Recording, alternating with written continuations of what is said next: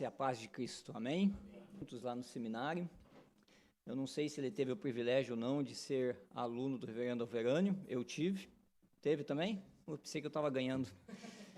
Então, estamos empatados, né? Mas o reverendo Agemir também está aqui, né? Teve algo com o reverendo Agemir? 1-0 para você, porque eu não tive a oportunidade, tá? 1-0 para você. Então, ele está na minha frente, ele está ganhando, tá? Mas, prazer, tá? Alegria de estar aqui com vocês essa noite, de receber esse convite, num tempo no qual, tempo muito especial mesmo, Dia das Mães, e nós percebemos todo esse movimento aqui já, né? Com a participação das mães na liturgia.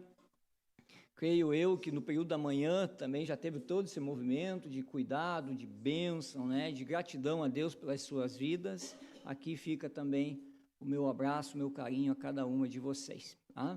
Já oramos, eu peço para que vocês, então, por gentileza, irmãos e irmãs, abram a palavra de Deus em Gálatas,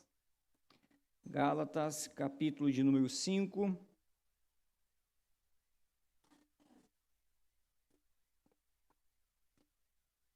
Dos versículos 16 a 26. Diz assim a palavra do Senhor: digo, porém, o seguinte: vivam no Espírito e vocês jamais satisfarão os desejos da carne. Porque a carne luta contra o Espírito e o Espírito luta contra a carne, porque são opostos entre si, para que vocês não façam o que querem. Mas se são guiados pelo Espírito, vocês não estão debaixo da lei. Ora, as obras da carne são conhecidas e são imoralidade sexual, impureza, libertinagem, idolatria, feitiçarias, inimizades, rixas, ciúmes, iras, discórdias, divisões, facções, invejas, bebedeiras, orgias e coisas semelhantes a estas. Declaro a vocês, como antes já os preveni, que os que praticam tais coisas não herdarão o reino de Deus. Mas o fruto do Espírito é amor, alegria, paz, longanimidade, benignidade, bondade, fidelidade, mansidão, domínio próprio. Contra estas coisas não há lei. E os que são de Cristo Jesus crucificaram a carne, com as suas paixões e os seus desejos. Se vivemos no Espírito, andemos também no Espírito. Amém. A palavra de Deus foi lida, nós já oramos, pedimos ao Senhor por esse tempo, e esse texto ele é muito importante para a sua atenção. Duas palavras. A primeira palavra ele vai usar obras da carne, e a segunda ele vai usar fruto do Espírito. Então, o primeiro contraste aí que nós temos é a evidência do resultado. Resultado do quê? Obras nos levam a um resultado de trabalho, de entrega por alguma coisa. Quanto ao fruto, nos leva simplesmente a uma situação natural, porque eu creio que aqui, né, a experiência é total nesse sentido, que ninguém passou por uma árvore e percebeu alguma árvore gemendo ou falando alguma coisa para dar o seu fruto, não é? É natural. Simplesmente algo que é parte da sua essência. Já obras necessita de um esforço, de um trabalho. O segundo contraste eu gostaria de chamar para obras da carne, porque obras, vemos tudo aquilo que nós somos usados como instrumentos de Deus, se reverte em amor. O terceiro contraste é da carne como o fruto do Espírito. Que exposição é essa, pastor? A exposição do seguinte: de repente nós olhamos para a questão fruto do Espírito, e às vezes a gente tem a ideia errada, né, que são frutos do Espírito, como se fosse uma cesta. Então nós podemos, ora, se beneficiar da mansidão e não ter o domínio próprio, não ter alegria. Não. A ideia é outra. A ideia é que aquele que foi regenerado por Cristo, então, do fruto do Espírito se desenvolvem em nossas vidas. Já não é assim relacionado às obras da carne. Porque quando nós nos deparamos com as ideias de pecados, e aí não termina por aí, porque ali ainda o apóstolo Paulo vai dizer o seguinte, né? E coisas semelhantes.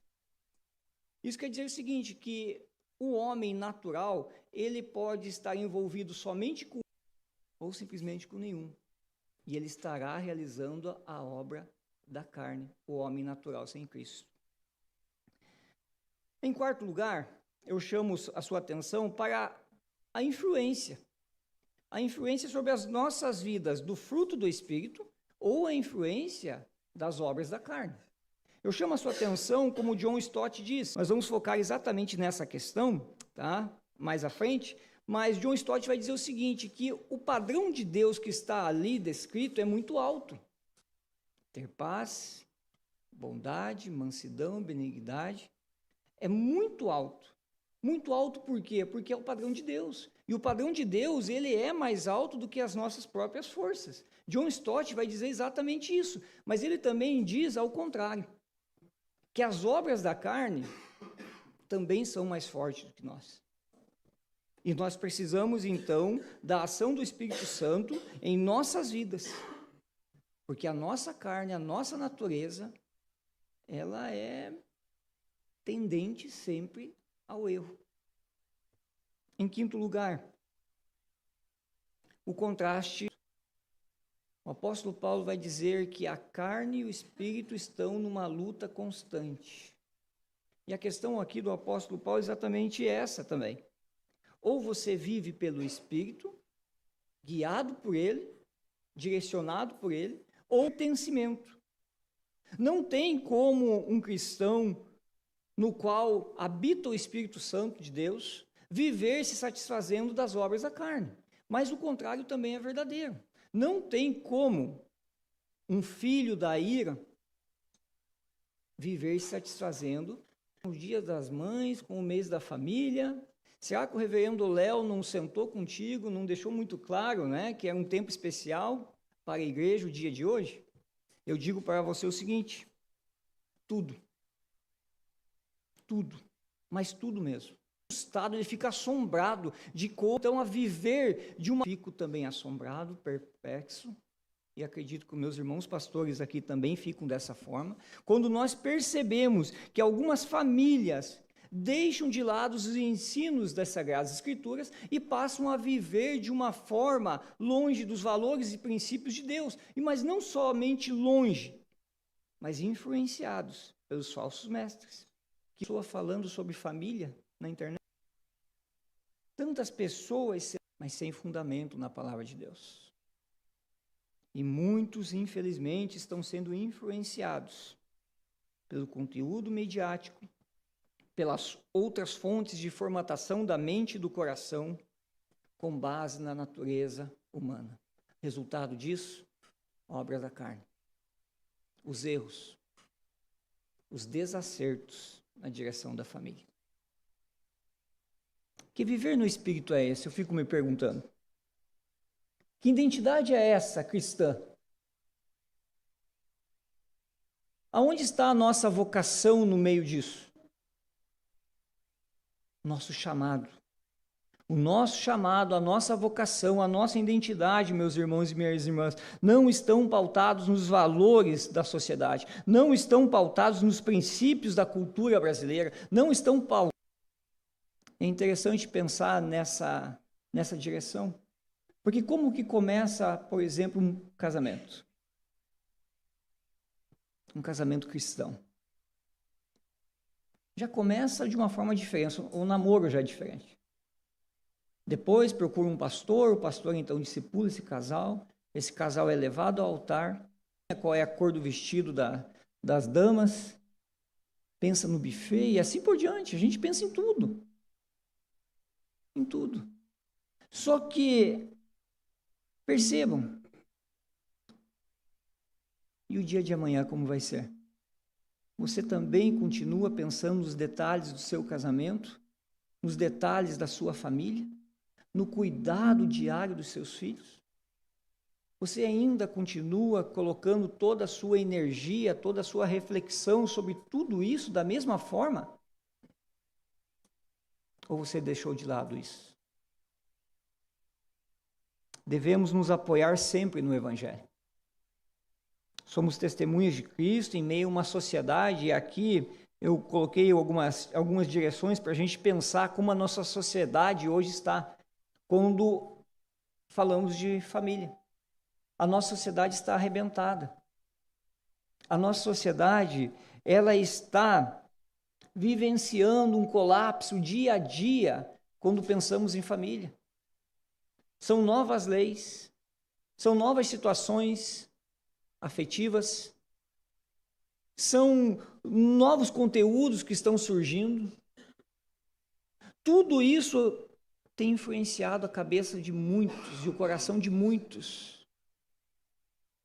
E aonde isso vai aparecer? Lá no seu lar. Lá no meio do seu lar. Por isso eu deixei o sexto contraste que eu encontro nesse texto. E é aqui que eu gostaria, então, de aplicar o versículo de número 22, porque o versículo de número 19, o versículo de número 20, né, fica aqui um chamado a vocês, meus irmãos e minhas irmãs, aos pastores, num outro momento, quiserem aprofundar. Por si só, a leitura dele já nos constrange, não é? Por si só, a leitura do que está aqui no versículo de número 19, versículo de número 20, já nos deixa numa situação totalmente vulnerável, triste. Principalmente se nós nos encontrarmos em alguns deles. Porque na língua original é muito mais profundo ainda. Muito mais profundo. Muito mais profundo, mas fica a lição para casa. Tá? Fica a lição para casa. Mas o último contraste, antes de entrarmos no versículo de número 22, quem é o consumidor final das obras da carne e quem é o consumidor final do fruto do Espírito? Quem consome as obras da carne? Quem se beneficia? Quem consome? Quem se beneficia do fruto? Das obras da carne, infelizmente, somos nós. Os nossos desejos, as nossas paixões, a satisfação toda vez que, infelizmente, a nossa natureza é assim. Sobre a vida daquele que está distante de Deus, que ainda não foi regenerado, que ainda não foi impactado pela obra de Cristo, a satisfação ainda é muito maior. Mas nós sabemos que nós também estamos sob a influência do pecado e muitas vezes ao errar, nós nos satisfazemos. Mas rapidamente Deus nos chama a atenção para isso. Mas somos nós. Agora, quem é o consumidor final do fruto do Espírito? Que é o amor que vai então se desdobrar nesses 9 itens aqui que nós vamos trabalhar. Eu diria para você que quem é o consumidor final do fruto do Espírito é o próximo. E nesse caso, nessa noite, eu gostaria de aplicar que é a sua família. Que são aqueles que estão contigo, vivenciando a sua vida todos os dias. Todos os dias. Porque uma árvore, ela não gera fruto para ela própria. Alguém passa e alguém colhe, não é isso? Alguém passa e tira o benefício do fruto. Alguém passa e se alimenta do fruto. Alguém passa e se sacia com o fruto. Então, Deus, por meio do Santo Espírito, gera em nós o fruto aqui que nós vamos tratar, porque não são frutos, olha eu já indo para o lado dos frutos, né? Mas vai gerar em nós o fruto que é amor e vai se desdobrar aqui para que a gente beneficie o outro. E a primeira característica do fruto gerado em nós, verso de número 22, é o amor. É o amor. Mas aqui, As nossas relações familiares, elas não devem ser regidas por um amor qualquer. Não é isso. Não é essa questão do amor, o qual muitas vezes nós envolvemos a questão sentimental tão somente. Não é sobre esse amor que o apóstolo Paulo aqui está falando. Porque no português, a palavra amor, ela perde muito o seu sentido, o seu significado. É quase que ela não tem valor no nosso contexto. Como, por exemplo, eu posso dizer eu amo a minha esposa, eu amo a minha filha, mas eu amo o meu cachorro, amo Coca-Cola e amo pizza. Não é isso? Nós usamos a palavra amor no nosso contexto, na nossa língua, para amar tudo. É lógico que você ama essas coisas com uma intensidade diferente. É lógico. Não estou dizendo que você ama a Coca-Cola igual você ama a sua esposa. Não é isso. Né? Mas a questão é que nós usamos essa palavra e ela perde o seu significado. Agora, quando nós olhamos então para as Sagradas Escrituras no original, no grego, a palavra amor aqui é um amor sacrificial. Sacrificial. O mesmo amor de Cristo. Um amor que se doa, um amor que se entrega, um amor que perdoa, um amor que acolhe, um amor que restaura a vida, um amor que cura. Estão me entendendo? É esse amor que está descrito aqui. Não é um amor qualquer. E pare, reflita comigo. Como está a essência do seu amor para com aqueles que estão ao seu lado no dia a dia? Porque é exatamente no dia a dia que nós somos provados, e de forma muitas vezes intensa, a amar o outro, não é? Amar o esposo, amar a esposa, amar a mamãe, amar os filhos, amar a sogra, o sogro, o genro, a nora, os irmãos. Eu sei que às vezes tem alguns que lutam, né, para não ser amado, né? Mas a questão aqui não é a luta do outro, a questão aqui é a sua luta em amar o outro. Em se dedicar em amor ao outro, de uma forma sacrificial. Mesmo quando o outro, então, não está desejando ser amado naquele momento. Mas você precisa se dedicar. Você, mamãe, você, papai, você, filho, e todas as nossas relações familiares. Um amor sacrificial. Interessante, 1 Pedro, capítulo 4, versículo 8. Pedro também vai trabalhar essa questão do amor. Ele vai dizer até mesmo que o amor, na sua profundidade, na sua essência, o amor que nós doamos uns aos outros, ele vai dizer assim que até mesmo cobre multidão de pecados. De forma alguma, Pedro está dizendo que o nosso amor perdoa pecados. Mas ele está dizendo que cobre multidão de pecados. Porque o nosso amor constrange o outro. E o outro, então, opa, está acontecendo alguma coisa. E rever a vida, então, a partir da prática do amor.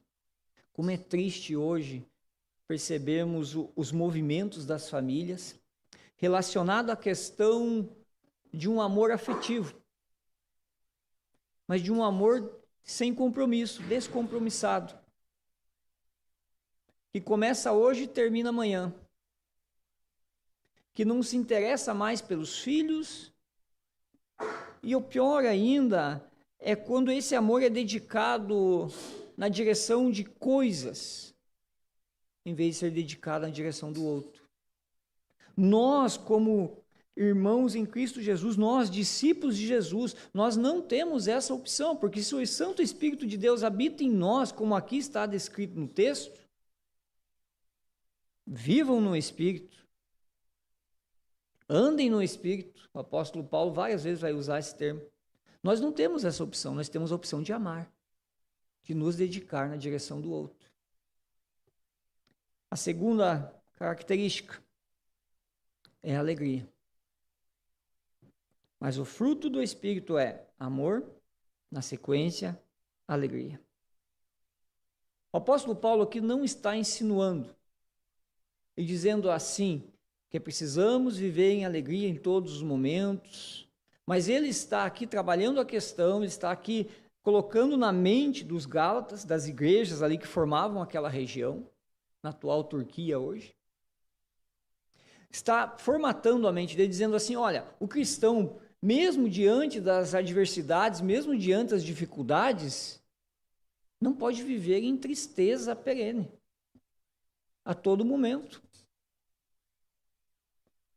E é interessante que na vivência pastoral, muitas vezes, nós nos deparamos com irmãos queridos, honestos na fé,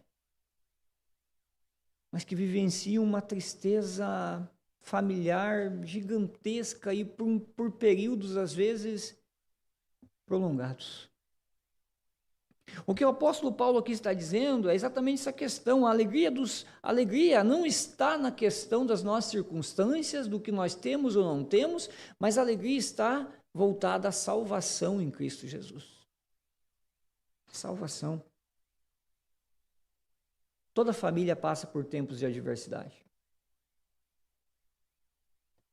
Toda família passa por tempos de carência, de escassez. Toda família, às vezes, tem alguns conflitos. E realmente isso tira a alegria. Todavia, não deve tirar a alegria da salvação.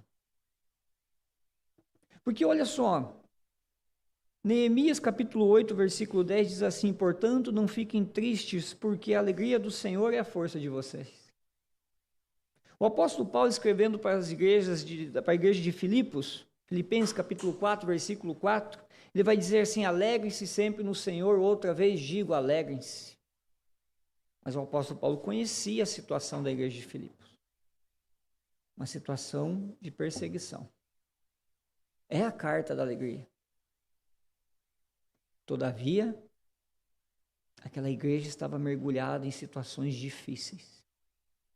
Quantas famílias estão, meus irmãos, minhas irmãs, igreja querida, quantas famílias estão passando por dificuldades e muitas vezes esquecem daquilo que é primordial, que é a salvação em Cristo Jesus. Eu não estou dizendo aqui para que você saia daqui hoje com os seus problemas, deixe de lado e saia sorridente. Não, mas estou dizendo para você o seguinte, enfrente os seus problemas familiares com alegria no coração. Não tem nada mais precioso do que isso. Absolutamente nada. Quem aqui não se alegrou quando comprou o primeiro veículo, o primeiro carro? Hein? Eu comprei meu primeiro carro, foi em 1900 e... Rapaz... Eu acho que foi em 2000. 2000. Por aí. Mas eu comprei um carro e paguei 3, né? Porque foi parcelado. Mas eu fiquei pensando nessa questão de que às vezes a gente coloca toda a nossa energia, a nossa alegria. Mas pense agora você. Espero que você não tenha passado por isso. Mas, irmãos, pense no seguinte, né? Você compra um carro e se alegra. No outro dia alguém baixa no seu carro. Aonde foi a tua alegria?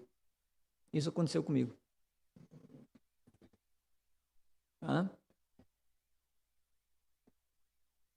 Eu fico pensando, se a nossa alegria exatamente estivesse nas coisas materiais, nos bens, no que nós temos, não é alegria.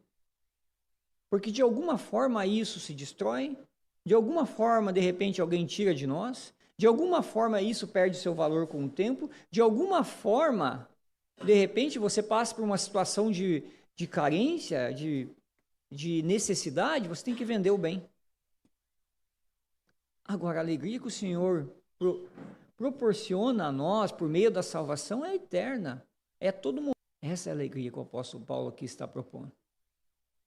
E essa alegria nós devemos encontrar dentro do nosso lar. Tem que ser uma alegria vibrante. Porque por meio dessa alegria nós contagiamos aqueles outros que estão muitas vezes entristecidos ao nosso redor. Amor, alegria, próximo, paz. Provavelmente você, meu irmão e minha irmã, já assistiram, né, aqueles concursos de Miss Universo, né? Não? Só eu? Poxa, né? Programa antigo já, né? Mas a questão é a seguinte, que moças sem vivência, sem conteúdo, muitas vezes, qual é o seu desejo mundial? E elas respondiam, paz para o mundo. Eu fico me perguntando que paz é essa. Usamos esse termo dentro do nosso lar. Porque nós dizemos assim, nós queremos criar os nossos filhos em paz. Não é isso? Longe da violência. Longe desse mundo perverso.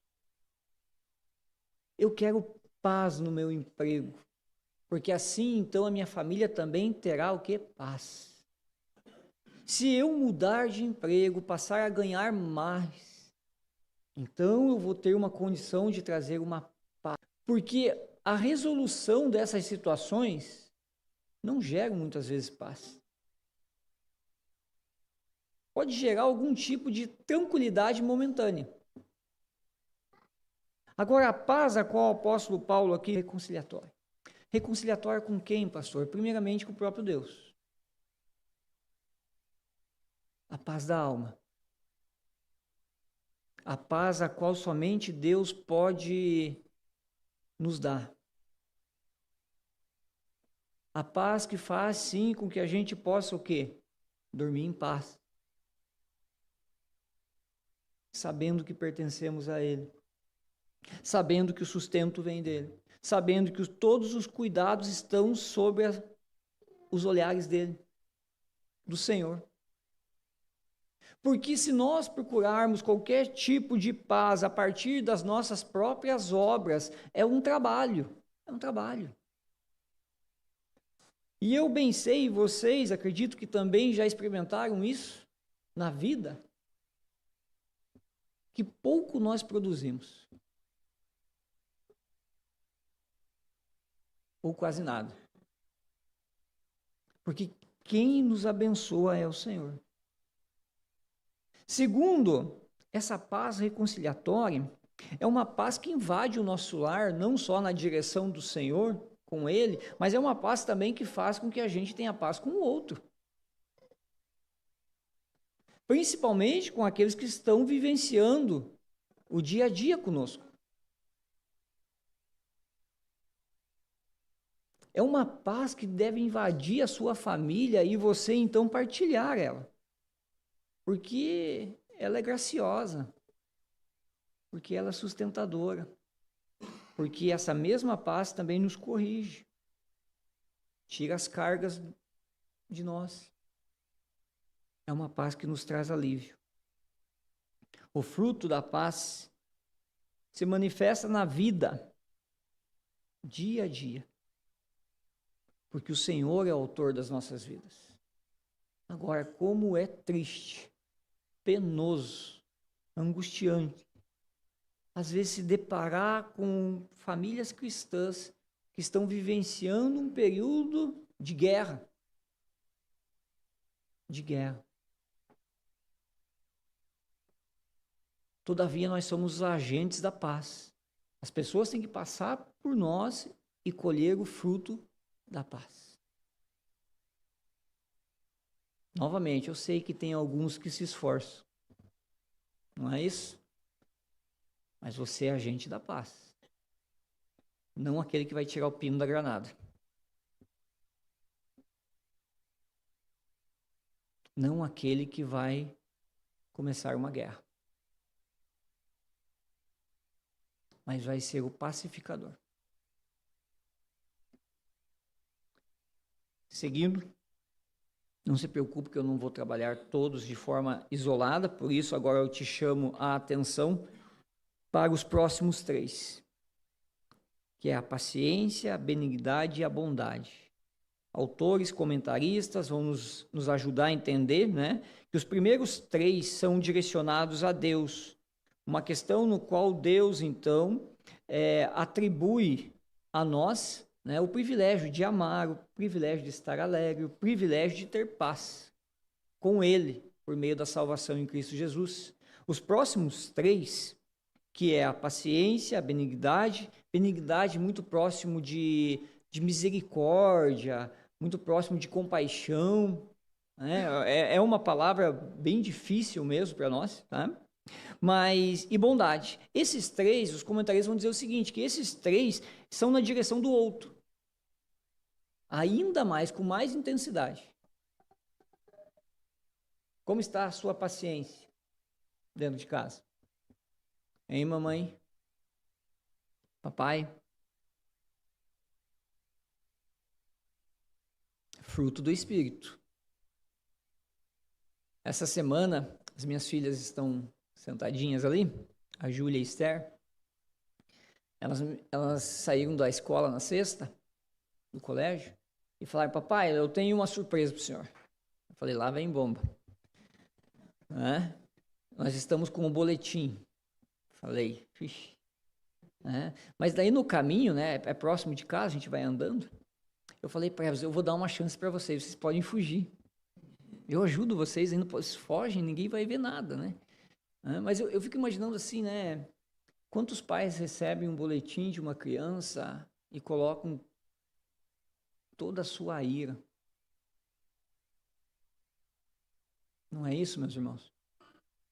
Isso não cabe a nós. Quem sabe para os filhos da ira, sim. Para aqueles que não foram alcançados, também. Mas nós não podemos agir assim. Apenas um exemplo simples, uma aplicação simples. Mas eu acredito que a sua paciência ela é testada muitas e muitas vezes, todos os dias, a todos os momentos. Agora a questão é, como você age? Quem passa por você colhe o fruto da paciência ou o fruto da ira? Qual o impacto que aquele que até mesmo te provocou, te tirou da normalidade, leva? Eu não estou dizendo aqui para você passar a mão, né? Ser alguém assim que nada a ver. Não, estou dizendo aqui para você, meu irmão,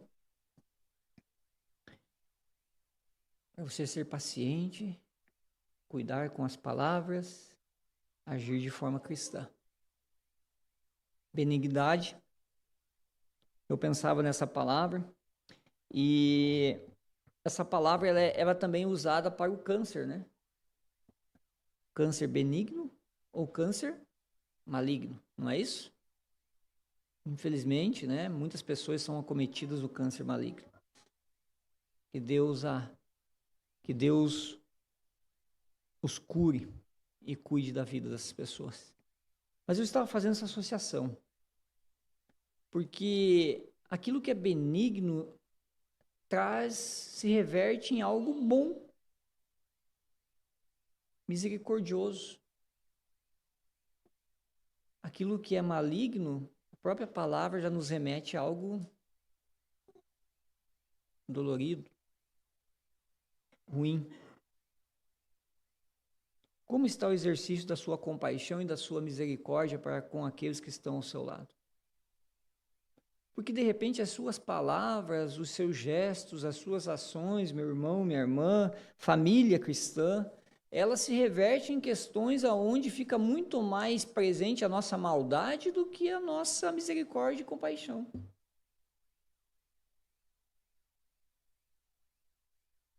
E a bondade? Bondade é ser bom. Ser bom. Agir na direção do outro com bondade. Ao contrário de agir na direção do outro em maldade. E eu pensava também. Eu refletia sobre esse texto, olhando para tudo que o apóstolo Paulo fala de um viver na carne, de um viver no espírito, das obras da carne e das obras e do fruto do espírito. Que a questão aqui, a bondade ela não traz divisões. A bondade ela não gera inveja. A bondade ela é algo voluntário, de coração para o bem do outro. Seguindo, as últimas 3. Fidelidade, mansidão e domínio próprio. Comentaristas vão dizer o seguinte aqui, meus irmãos, minhas irmãs, que aqui está o retrato do caráter do cristão.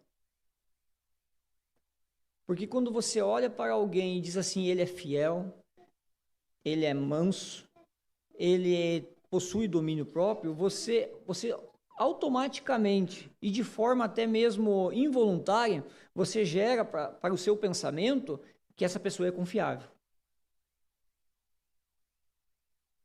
E é exatamente essa questão que envolve o caráter.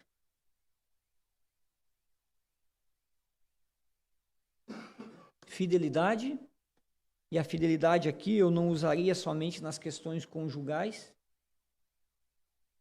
mas eu digo para você que família precisa ser fiel em todas as coisas, em tudo, em todas as direções. Mansidão, vamos nos cuidar relacionado a isso. Manso não é aquele que vê e fica quieto, que não age. Não, manso é aquele que tem prudência para cuidar das questões da família, sendo difíceis ou sendo fáceis. Domínio próprio, quem sabe esse seja um dos que mais entendemos de forma errada. Porque às vezes pensamos assim, se eu tiver domínio próprio de mim mesmo, é eu que estou me controlando, então o beneficiado sou eu. Mas não é isso. Porque se Deus gera em mim o fruto do domínio próprio, é o outro que tem que ser servido com ele. Então, se eu tenho domínio próprio e uso minha língua de forma adequada, ok. Mas se eu uso a minha língua de forma errada, eu não tenho domínio próprio. E quantas famílias, infelizmente, se machucam pelo uso da fala? Porque naquele momento, no pico daquela questão, se perde na conversa. Não é isso? Como a gente erra nisso? Então nós precisamos, frear a nossa língua. Usar a nossa língua para o bem. Porque Tiago vai dizer que a nossa língua, ela tanto fala das bênçãos, como ela fala de maldição. Domínio próprio. Somente um exemplo. Por fim. Ok, pastor, e agora? Como nós vamos aplicar tudo isso na vida? Versículo de número 25.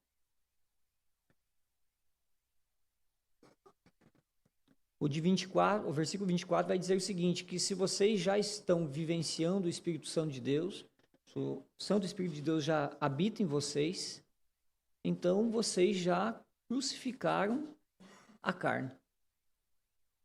E aqui é interessante esse versículo número 24, antes de entrarmos no 25, para que possamos entender esse contexto, é que crucificar a carne não está dizendo que nós fomos crucificados com Cristo, é diferente.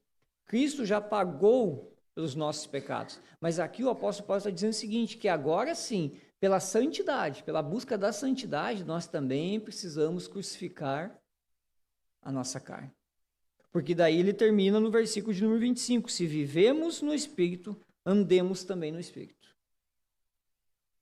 A grande questão é que, por mais que, como John Stott disse, a régua é muito alta, viver da forma, do padrão de Deus é muito alto devido à nossa natureza pecaminosa. E você, de repente, se encontrou em algumas situações na qual você disse assim, eu preciso melhorar muito em alguns deles. Mas a grande questão é que, como viver isso, pastor? Permanecendo em Cristo. E aí, me vem o texto de João, capítulo 15, versículo 15. Abra lá, por gentileza.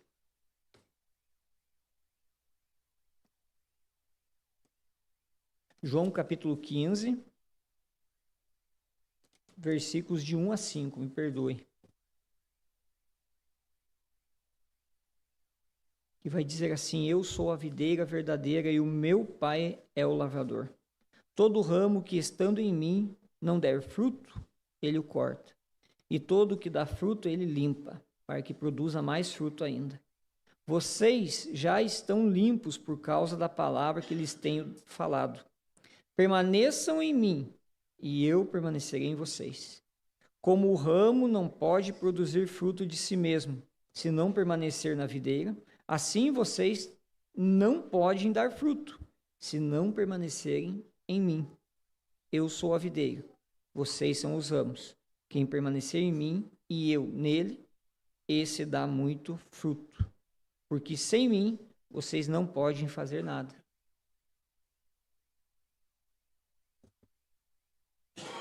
Quer aplicar, quer vivenciar de uma forma mais intensa ainda o fruto do Espírito no seu lar? Tenha convicção de que Cristo está contigo. Permaneça nele. Lembre-se, o fruto do Espírito é gerado em nós de forma gradual. De forma gradual. Isso quer dizer o quê? Deus trabalha na nossa vida. Vai nos transformando. Por meio da santidade, nós vamos crescendo diante dele. E nós vamos conseguindo, então, nos conter a nossa natureza humana, pecaminosa, e vivenciar mais de Cristo por meio do Espírito. Lembre-se, o crescimento do fruto é inevitável. Porque uma vez que você é impactado pela graça de Cristo, pela obra de Cristo, na cruz do Calvário, ninguém para o Espírito Santo. Ninguém segura. É irresistível. Lembre-se, o fruto do Espírito tem raízes profundas. Profundas. Porque o Espírito Santo transforma o nosso interior. De nada basta viver de forma exterior. Mas, primeiramente, é o coração, a mente. A transformação interior. E por último, lembre-se, o fruto gerado em você alimenta a sua família. Alimenta aqueles que estão próximos de vocês. Eu lembrava da nossa situação em Curitiba, uma cidade muito arborizada, né? E vários, não é pouco isso é muito, né? Mas lá próximo de nós, lá da minha casa, por onde a gente vai buscar e levar as meninas para a escola, para o colégio, é muito acidentado as calçadas. Porque algum tempo, há 100 anos atrás, nós temos árvores centenárias em Curitiba, e vocês bem sabem disso, né? Estão próximos ali. Alguém perguntou algo muito pequeno. Acho que não tinham a dimensão de que um dia aquela plantinha, aquela semente ia nascer, ia quebrar a calçada, ia quebrar o asfalto. Eu gostaria de aplicar isso também da mesma forma. Uma pequena semente no nosso lar, na qual o Espírito Santo de Deus está agindo em nossas vidas, rompe qualquer coisa, muda qualquer situação. Não desista da sua família, em nome de Jesus.